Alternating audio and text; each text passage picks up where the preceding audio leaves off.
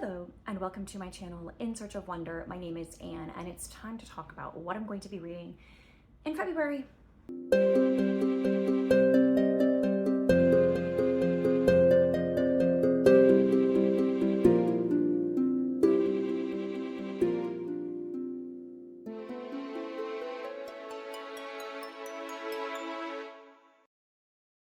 It is actually, I guess, a little bit past the middle of January as I'm filming this.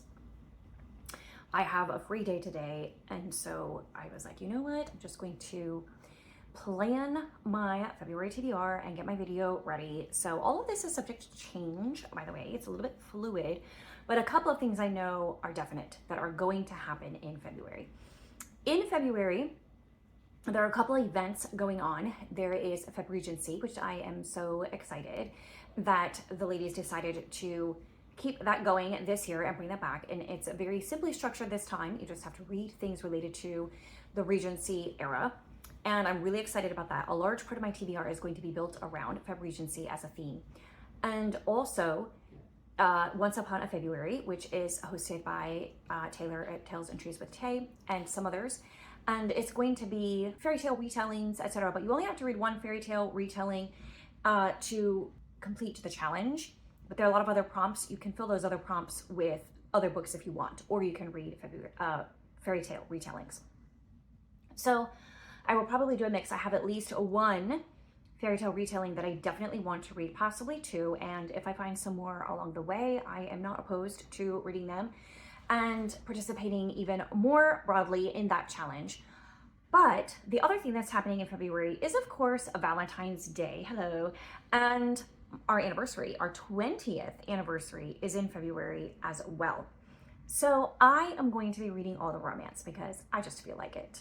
It seems like a good time to do that. So Febregency, romance, and to a slightly lesser extent, fairy tale. Those things are going to be occupying my reading in February. However, the first and really only absolute must read on my list has nothing to do with any of those things. And that is for my 2026 Reading the Classics Challenge. The prompt was to read a funny book. And in my video that you saw last week, I already told you that I am going to be reading The Innocents Abroad by Mark Twain, which is a travel memoir of sorts / fictional story, I think. I'm not exactly 100% sure, based on his journeys to Europe and the Holy Land and his fellow travelers. And I have heard people say that it is one of his funniest books, and Mark Twain is pretty funny as an author to begin with. So I've never read that one. I'm excited to read it. I ordered it from Pango and I don't have it yet, but I am looking forward to reading that one. That is my primary must read in the month of February. Other than that, I have my other yearly challenges that I'm doing. The Journey Through Time, hosted by Alma. The prompt is to read a historical romance. Easy, done. All of the things that I'm considering for Febregency / Once Upon a February, almost all of them would fit that, or many of them, not almost all of them, but a lot of them would fit that. So that's easy, done. And then Jeanette's Christian Fiction Bingo for 2026 has two prompts. A fairy tale retelling, again, done, and Heart in the Title. So this is one where I was not able to combine the two with books that I have on hand. So I may come across something, or I may see something in a recommendations video that I will decide to read. So this is subject to change. I have the fairy tale retelling lined up. Heart in the Title, I have options. So we'll see what I end up reading for that. And I'll tell you, well, okay, Heart in the Title, what I'll tell you is I do have two options on my Hoopla for that I can do. That's the app for the library. Hearts in Circulation by Sarah Manzan, which was a recent release that a lot of people have been enjoying of late. And then the other one is The Heart of Bennett Hollow by Joanna Bischoff. Oh goodness, I can't remember if she's the one who wrote that one. I think so. I'll put the picture up here. But that one I've heard mixed reviews on, but it's a retelling of Pride and Prejudice. And you know I'm always down for that. That also would fit with Febregency. So I am leaning towards that one, but we'll see. And then for Chantel's Read Your Shelf Challenge, 3 or more objects on the cover. And I have a couple options for that, possibly with a bit of a stretch. The object thing was kind of actually more trickier than I expected it to be. Like, what counts as an object is my primary problem. So you may have noticed I didn't really give you titles for what I'm going to be reading for those reading challenges. That's because they all apply to Febregency and or Once Upon a February. So let's get into that. And then I have a huge pile of possibilities. This is not an exhaustive stack, by the way. I have a few more books on my shelf that could be options for February. I just didn't pull all of them. So of the ones that I'm most interested in, I will show you my pile of possibilities. Anything can happen in February, guys. Anything can happen. So closer to definitely happening is To Love a Beast by Karen Whittemire. And this one goes with the Once Upon a February challenge because it is a retelling of Beauty and the Beast set in historic Texas. So this also would qualify for fairy tale retelling. I don't know why I can't say that, for the Christian fiction bingo. It also would qualify for historical romance for Journey Through Time. And it also would qualify for 3 or more objects, I think, if I stretch a little bit, because there is a feather pen and an inkstand here. So that's one object. And then there's a stack of books here, and she's holding a book in her hand. And then there are a lot of books. Like, if you count each book as an object, there's definitely more than 3 here. So I'm saying if we count all the books, that is 3 or more objects for sure. Does that count? Let me know what you think in the comments. But this I picked up somewhere at a book sale, I think a library book sale. And it was an incredible find because it was very recently released. It's in perfect condition, and I think I paid like $1 for it. So I do like Karen Whittemire, and this is one of the books that I want to read by her. So this is more than likely going to happen in February. I'm going to say this is a definite for February because it knocks off a lot of things and because I really want to read it. There's another one by Karen Whittemire I haven't read yet, and I have available on Hoopla as well, and that is Cloaked in Beauty. And that is another fairy tale retelling. It's Little Red Robin Hood, I think. And so that one is also a possibility. This one is more definite. That other one is a definite possibility. A definite possibility. The rest of these are more strictly Febregency related. I'm kind of going to start with the ones I'm most interested in reading and or more likely to read, and then go on from there. So to begin with, Tay gave me this book at Christmas with our Yola Boca Flood book exchange, Austen at Sea by Natalie Jenner. And I am very interested in reading this one. It says, in Boston, 1865, Charlotte and Henrietta Stevenson, daughters of a prominent judge, have accomplished as much as young women are allowed at that time. Chafing against those restrictions and devoted to the works of Jane Austen, they start a secret correspondence with Sir Francis Austen, her last surviving brother. He sends them an original letter from his sister and invites them to come visit him in England. In Philadelphia, Nicholas and Hazlitt Nelson, bachelor brothers and rare book dealers, are also invited to visit by Sir Francis, who promises to share with them a never-before-seen rare Austen artifact. Sneaking away without their father's approval, the Stevenson sisters find themselves on the same transatlantic ship as the Nelson brothers. Writer Louisa May Alcott, Sarah Beth Gleason, wealthy daughter of a Pennsylvania state senator who has her eye on the Nelsons, and Justice Thomas Nash, the last-minute chaperone to the Stevensons. It's a journey that will change each of their lives in ways that are unforeseen, with the transformative spirit of the love of literature and that of Jane Austen herself. So, such an intriguing concept for a story, and it definitely fits with Febregency. It's not set during Febregency time, but it is obviously about things that happen in the Regency era, i.e. regarding Jane Austen. So, that one is a definite possibility. Also, that one could fit with 3 objects, I think, because it has like these letter scraps, and then it has flowers, and then they're on a ship. You could count their hats, maybe, as objects. I don't know. Another one that would definitely qualify for Febregency is 6 Weeks by the Sea.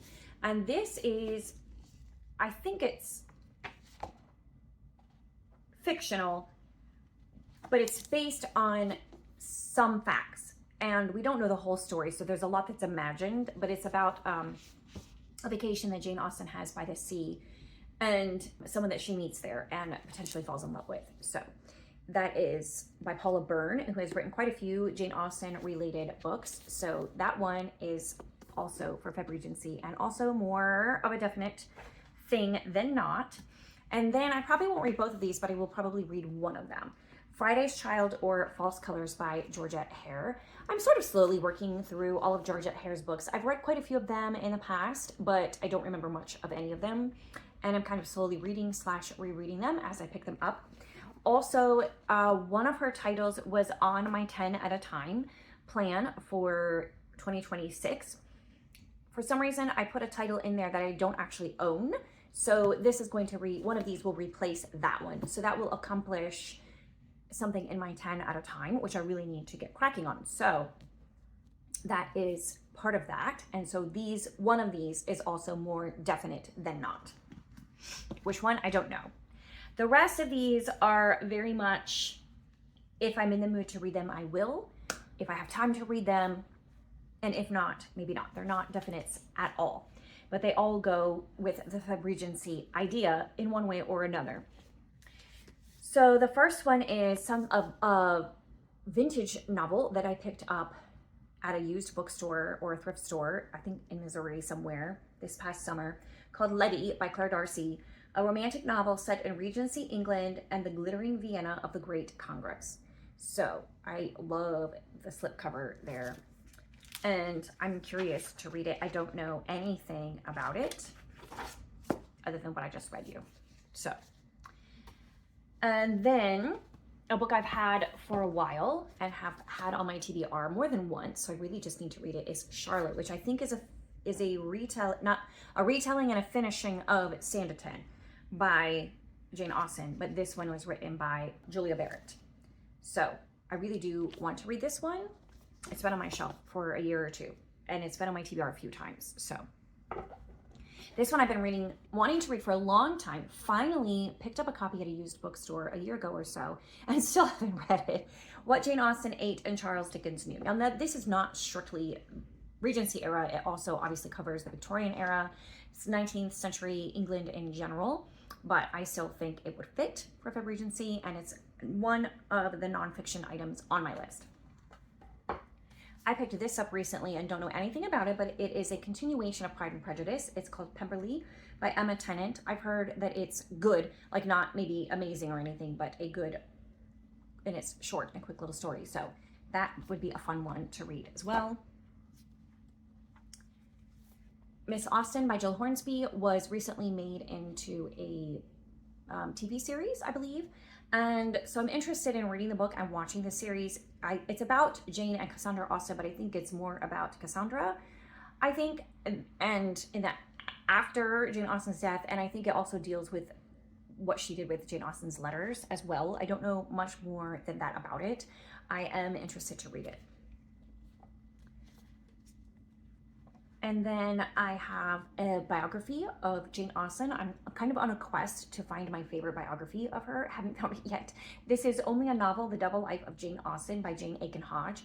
And I've heard good things about it, and I am interested in reading it. It has kind of a provocative title, The Double Life of Jane Austen. So, but I think that it's purposely like